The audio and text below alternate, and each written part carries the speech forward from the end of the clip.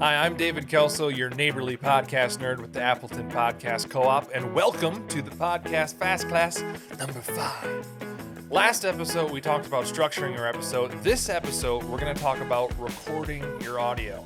It's the bane of some people's existence. Some people, it's the post-production stuff. We're going to talk about that next week. But this week, we're going to talk all about recording. And great podcasts start with great audio recordings. So great recordings start at the source. That's not this thing. It's this thing back here, your vocal cords.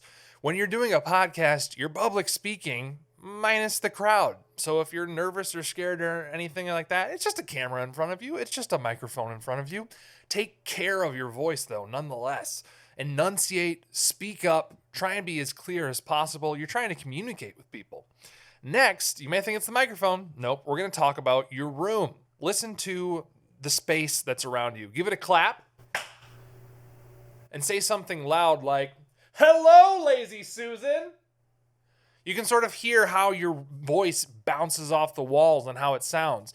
You might hear some reverbiness, some fluttery, some tinniness in there. Those are really challenging to edit out in post. So your best solution for that is to record in your closet, because I'm probably like me, you don't have a professional studio. And I don't have the perfect studio quality sound with this, but I'm content with the little bit of room noise that you do hear with this. Next, we're finally going to get to our microphone. So exact placement really depends on your microphone. There's an address point, so pretty much whatever the microphone is pointed, the side that you speak into it is the address point, and it'll say that depending on the microphone.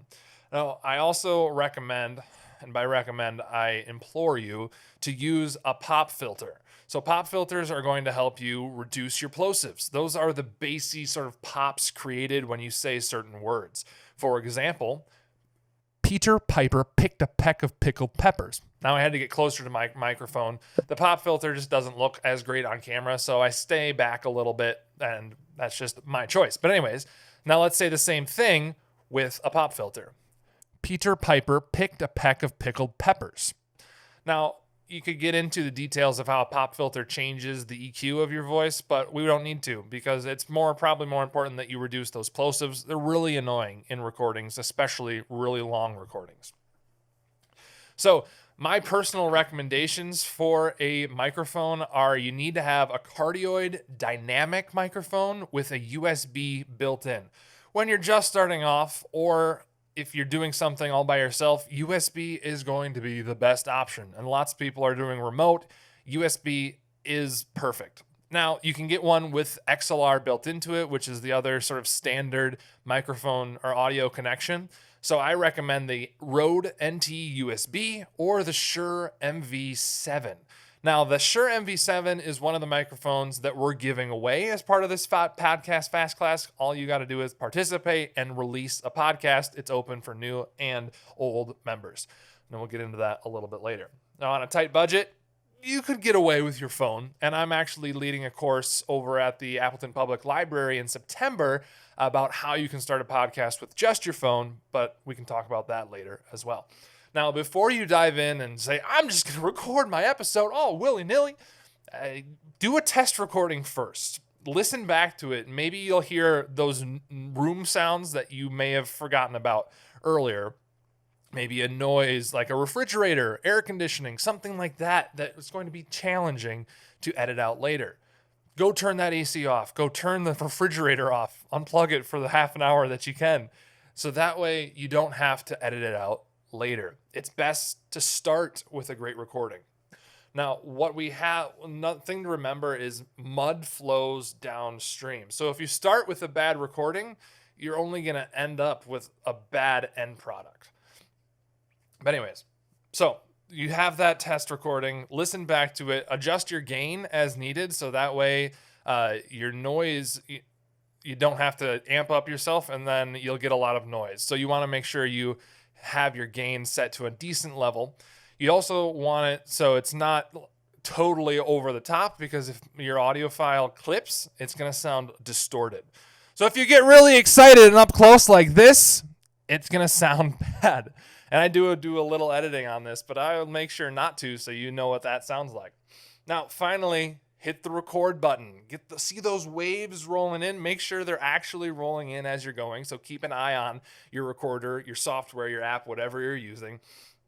And tell your story. Banter with your friends. Do your podcast. But at the end of it all, don't forget to save the file. I can't tell you how important that is. Now, I know we breezed through a lot here, and I'm sure you have a ton of questions. This is some technical stuff, and I really only covered a surface of it all, and you'll probably work the rest of your life to try and be better at it. And that's okay. That's what trying to master your craft is. So let's sort of share what's the scariest thing about recording. I know post-production is a whole different beast, so we'll talk about that next week. But what specifically about recording, whether it's tech, hardware, microphone techniques, whatever it is, let us know what scares you the most. Hopefully we can help calm those fears a little bit. Don't forget as well, if you do participate and you release 3 episodes of your very own podcast by the time we finish the APC Presents season in December, you're entered to win a giveaway for a really nice microphone and some studio headphones. And speaking of the APC, we just released the episode today of Matt Fralix, where he and his co-host Mike sort of debrief on the Packers versus Texans preseason game. So you can listen to that now.